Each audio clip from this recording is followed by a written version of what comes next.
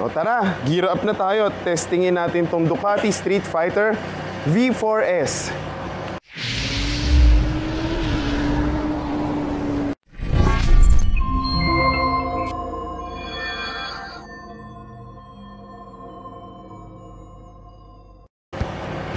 Let's go. Ride safe tayo ha.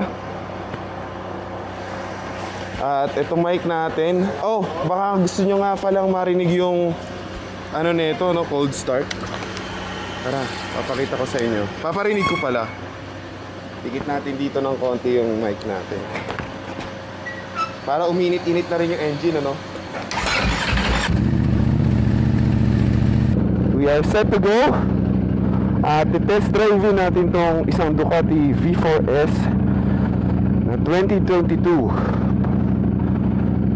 From what I heard is napakasalbahe daw ng motor na to. At magkakaalaman tayo ngayon kung salbahe ba talaga siya at kung kaya ba natin siyang itim.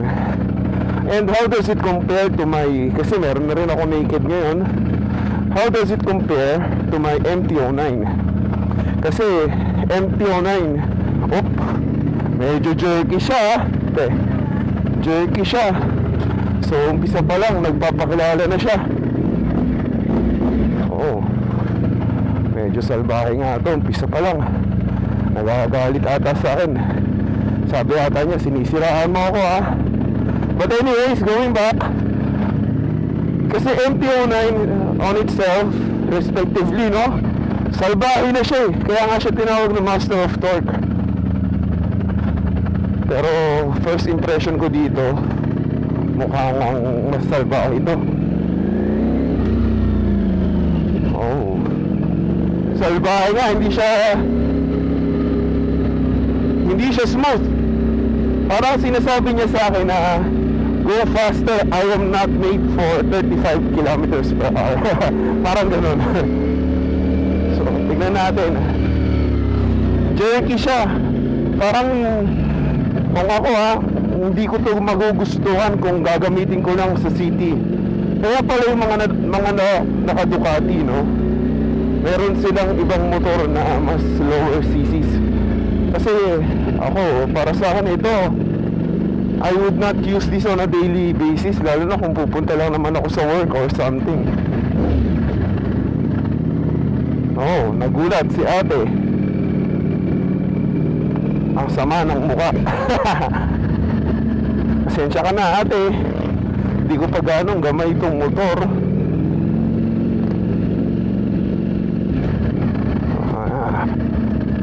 Salbahe ito. Sa totoo lang, matindi nga siya. Hindi siya pang daily. Kasi yung MT-09, namatay. Namatayan pa ako. Bloopers. Kasi yung MT-09, pang daily mo pa siya eh. Eto, hindi talaga. Sinasabi ko na kahit umpisa pa lang ng video, imposible. Unless gusto mong pahirapan yung sarili mo, no?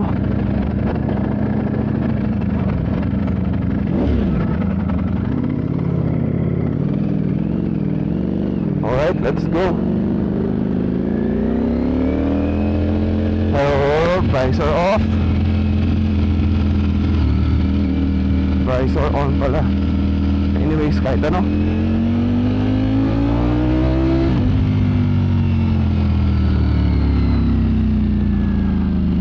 So hindi muna ako magsasalita ha.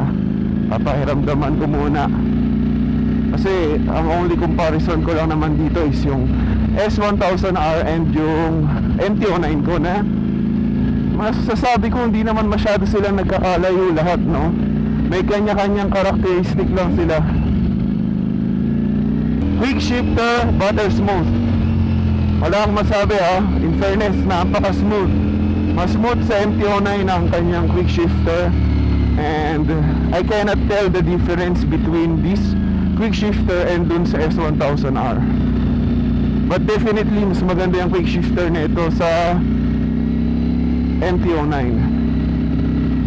Pero yung low end grunt niya, hindi ko masyadong trip, hindi ko masyadong gusto. Dahil sa pagiging masyadong salbahe nito. Ayan o, konting pagkakamali mo, ibabato ka ng motor. Hindi ganito ang MT-09 and S1000R. Kumbaga, salbahe na sila, but comparing to this beast, wala, miles ahead. Siguro depende na rin sa tao yun, kung gusto mo ba yung ganitong klaseng behavior ng motor or what. Mas gusto mo ba yung medyo tame. Ako, I'll go with the tamer side. Pero eto talaga, bad boy talaga tong Ducati na to. And isa pang hindi ko gusto rito, yung side mirror niya, hindi ko ma-figure out kung paano i-adjust.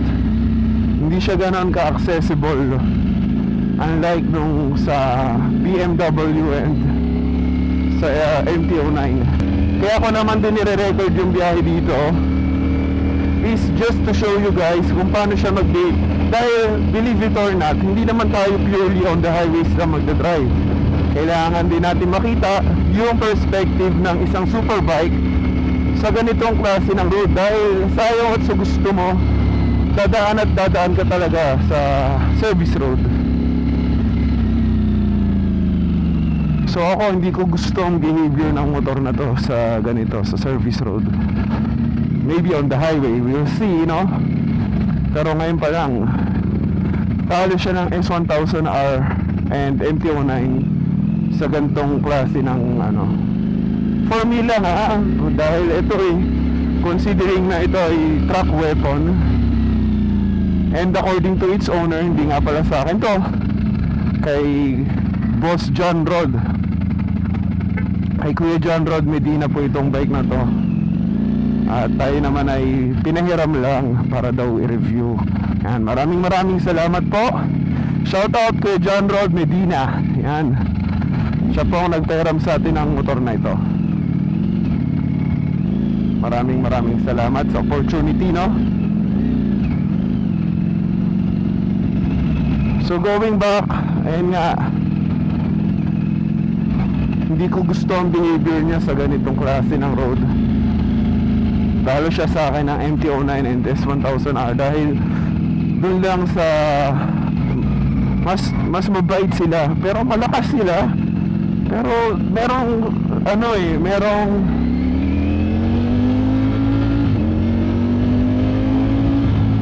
meron silang kakaibang karakteristik na hindi kanya i-jerk. Ito kasi medyo jerky siya. So pagka nagkamali ka, talagang titilapong ka sa motor, makakabitaw at makakabitaw ka. So baka may magtanong na rin dyan, is this beginner friendly? Instant ang sagot ko, definitely no. Hindi siya pang beginner, hindi mo siya pwedeng gawin first bike kung ako magre-recommend, no?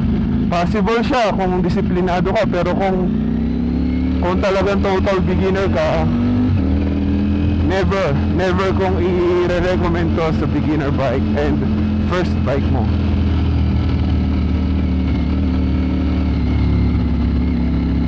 Mga bata, bomba raw, bomba!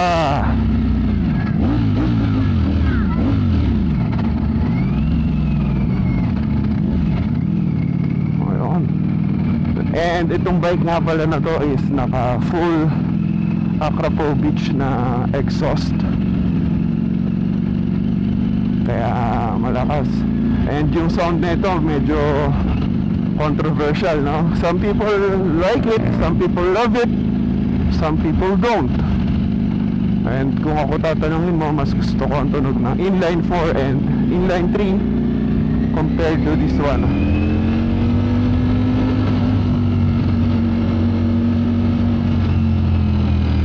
Okay naman siya humatak no?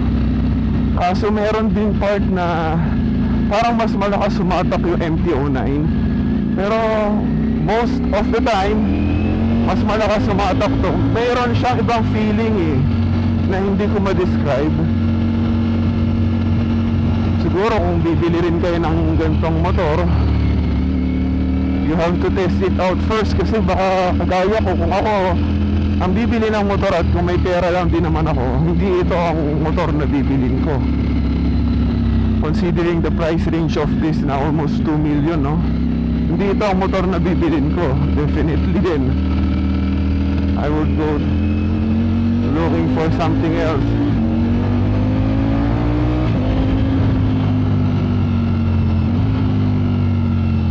Kaya siguro kung shopping kayo ng ganitong mga klase ng bike, look for, or kung gusto nyo rin ang isa tong Ducati Street Fighter sa mga kumbaga tinitignan nyo, test drive nyo muna.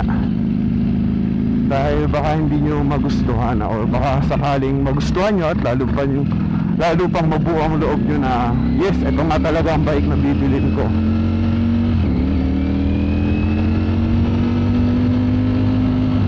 Kasi merong ganun na pagka yung nakita mong gusto mo talaga, kahit na anong flaws niyan, kahit na anong di maganda dyan, tatanggapin ko yan. Yan ang gusto ko But if you are hesitating, test drive nyo.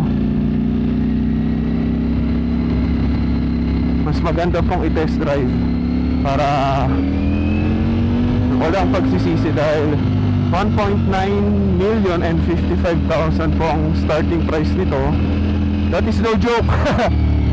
Hindi joke yan. And considering yung maintenance neto, sigurado dahil Ducati to, syempre merong kapalit yung pagiging premium ng bike mo, and one of them is being the maintenance. Kaya kailangan nyo talagang i-consider din na magkano ba ang PMS, magkano ba ang basic maintenance ng isang Ducati Street Fighter V4S, no?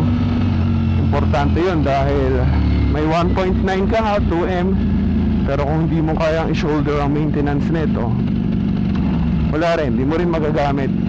Bali yung mangyayari sa motor, titipirin mo rin sa paggamit mo dahil kailangan ko na i-change oil, naku, another 15,000 na naman or what. Kaya yun din ang one thing natin i-consider, kailangan natin i-consider pala. So malapit na tayo dun sa highway, SCTEX.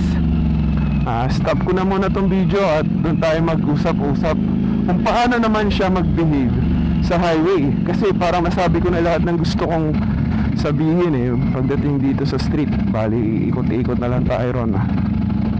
So, see you guys later.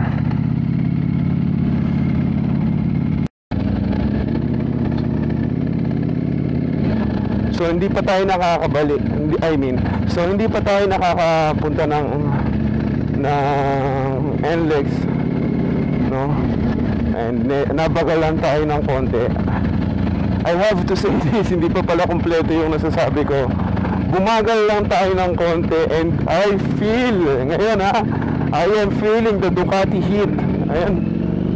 Nung bumagal tayo ng konti dito tayo, medyo nagkaroon ng traffic. Naramdaman ko kagad, mainit siya. So yun lang ang gusto kong idagdag dun sa mga nasabi ko kanina. Ayan, sumisingaw sa bandang puwitan ko. Mainit siya guys. Considering din kasi na 1100 tong motor na to, and talagang premium super bike, super hyper naked bike itong motor na ito. Siguro expect na natin yun, pero baka hindi nyo lang alam, no? Baka lang hindi nyo po alam.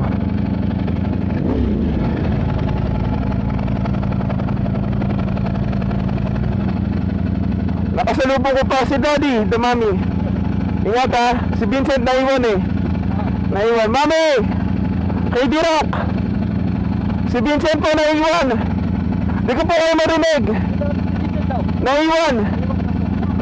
Opo, kasama ko po. Alis na po ako.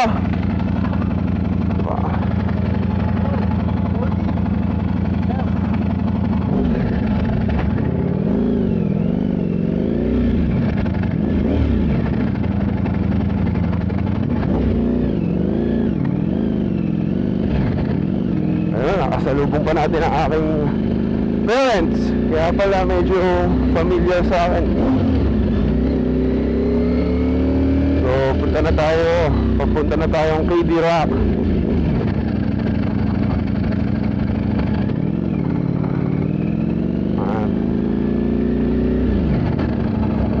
Alright, we're good to go.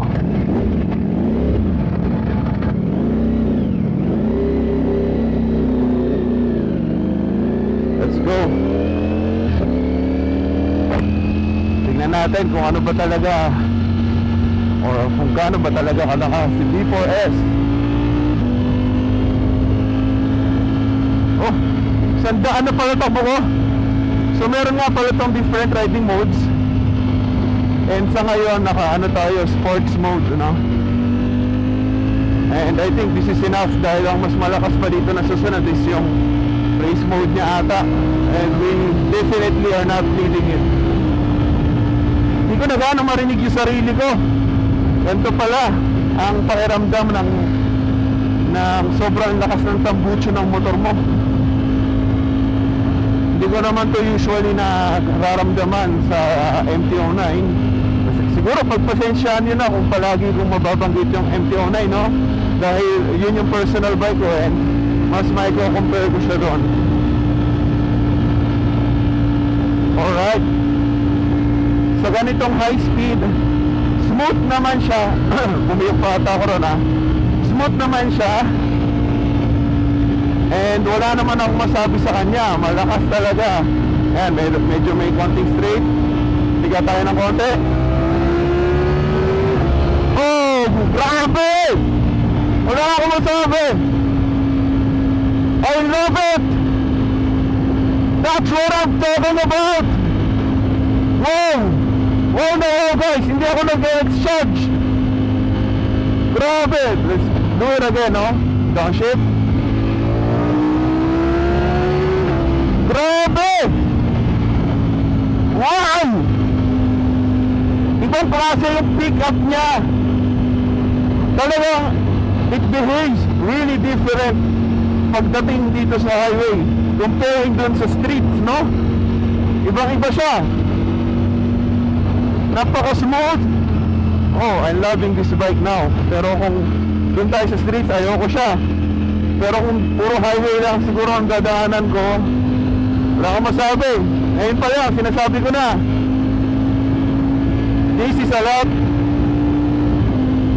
more powerful than my MT-09 and dun sa nagamit kong S1000R. Hindi yung double R, yung S1000R lang. Wala. By miles ahead, mas malakas to. Grabe. Kasi pagkakaalam ko 208 horsepower ito eh. And being under 190 kilos, grabe yun. Mind-blowing yung ganon. And packed with all electronics to help you tame this monster. Kaya ng mga suspension nito, steering damper, lahat yan naka O-rings. And what can you expect? O-rings is the best. So siguro most premium brand na meron na suspension. Pagka the best suspension, ang una mong maririnig, O-rings kagad. And yung brakes, naka-Brembo rin to, naka-master cylinder to. Lahat na maisip mo nandito. Kaya ganun pa siya kalakas. Grabe. Sobrang lakas talaga. Sigurado rin, sobrang lakas din ito sa gas. Kaya magpapagas tayo doon sa Petron Lakeshore.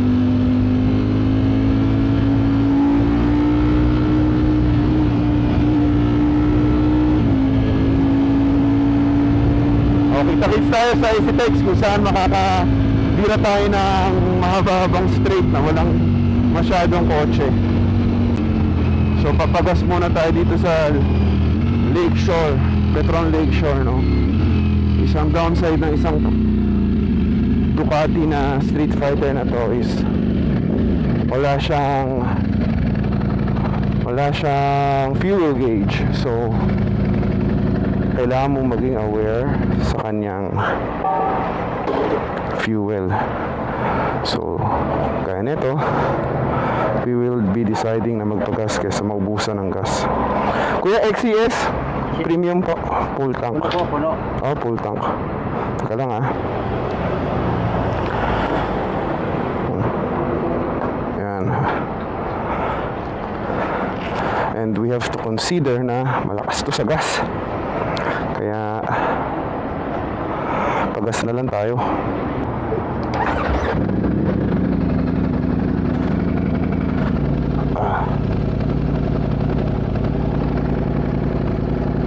Kailan natin sukli.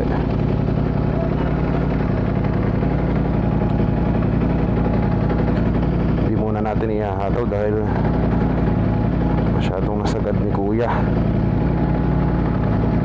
But that's not a problem. Okay lang yan.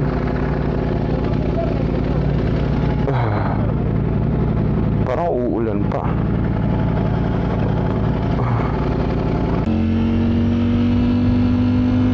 Oo nga pala guys, nakalimutan kong sabihin din sa inyo, ito yung mismong motor na finiture dun sa Manibela.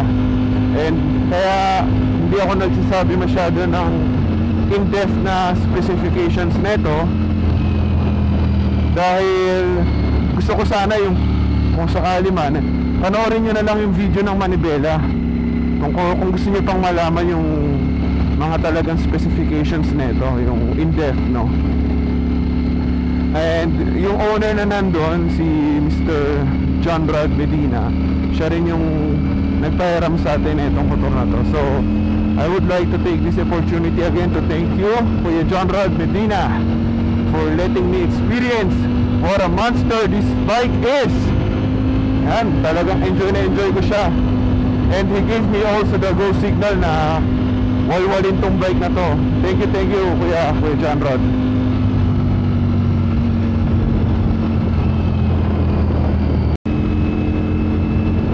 Alright, papasok na tayo ng Esitex.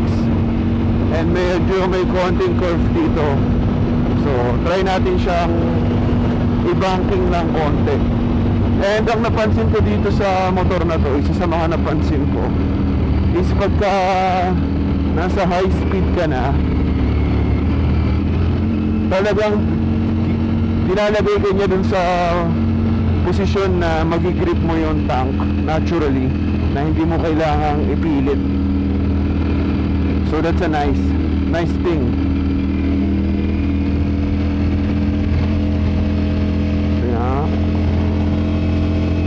Nice. Ang ganda niya mag-handle ah. Okay. Panalo. Napaka-planted niya sa ground. Talagang napaka-stable. Wala kang ma-feel na wobble. Wala.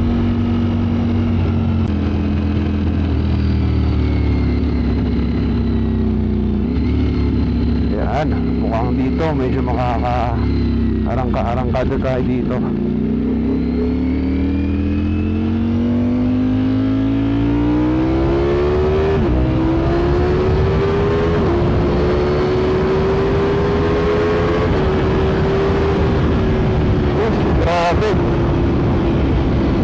Grabe itong bike na to.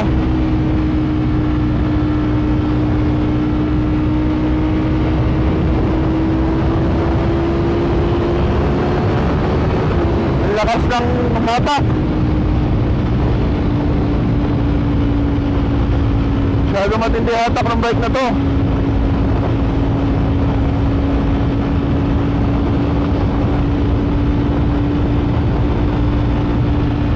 Baka madali tayo.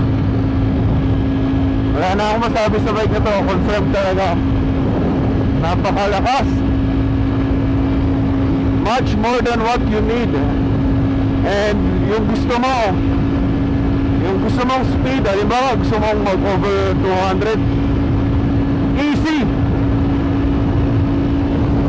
Ang top speed nga pala ng bike na to on what Ducati claims is around 299 kilometers per hour, na hindi mo magagawa dito. And of course hindi safe. Diba nga, sabi nga, speed thrills but speed kills. We'd rather not risk it.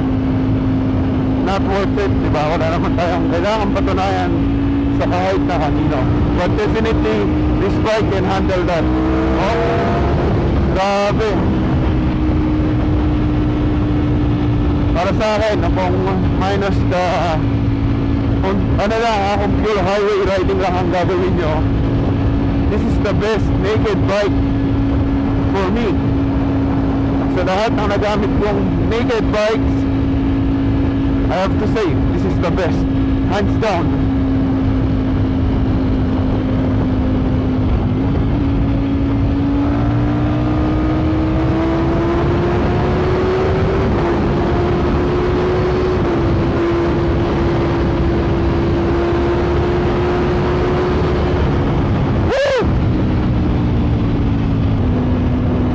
Kita-kits na lang tayo sa K-Giraffe. May gagawin lang tayo sa bread. And after na, magkape tayo sa Daniel's Coffee. See ya! Higa tayo konti.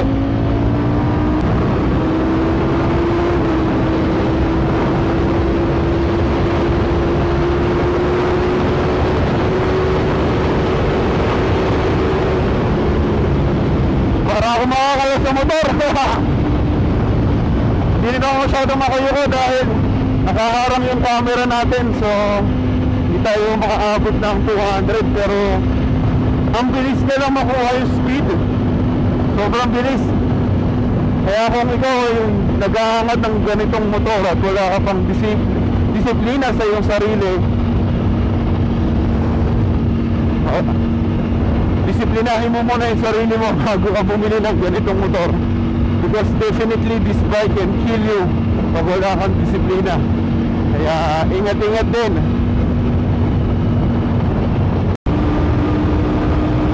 Yes, dinalupihan na tayo. 500 meters.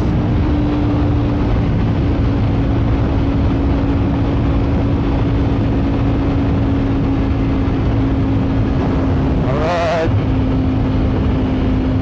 turning right. Hey car, the music off.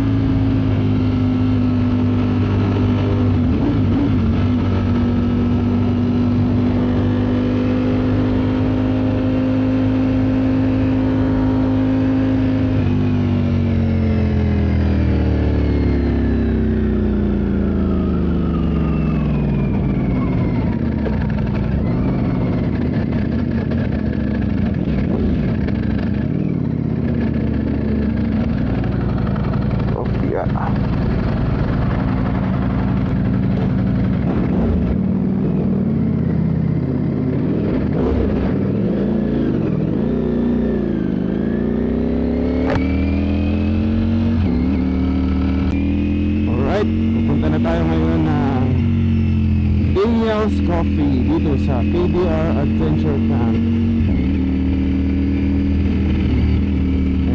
Makakapag-relax na tayo.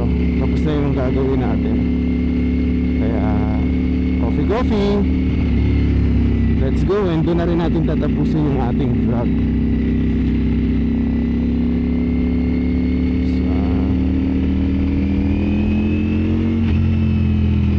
Yun o, Baby Rock.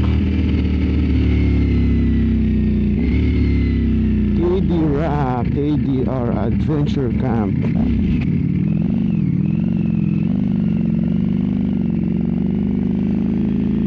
Salamat sa Diyos. At sana nag-enjoy kayo dito sa ating vlog, no? At sa ating test drive dito sa Ducati Street Fighter V4S Black Edition. Hey Carlo, music off. Bigla nag-music pa. Ha? Okay, sige po, salamat. Dumating na po. Hey Carlo, music off. And magkakape-kape lang tayo dito sa Daniel's Coffee. Sana po ulit nag-enjoy kayo dito sa ating vlog. Don't forget to like, share, and subscribe. Huwag nyo na pong kalimutan, mag-comment na rin kayo kung ano pa ang gusto nyong motor na ating i-review. Yan. Maraming salamat po sa panonood. At pasensya na kayo, medyo nahaba. Okay, once again, EJ Power Rides out.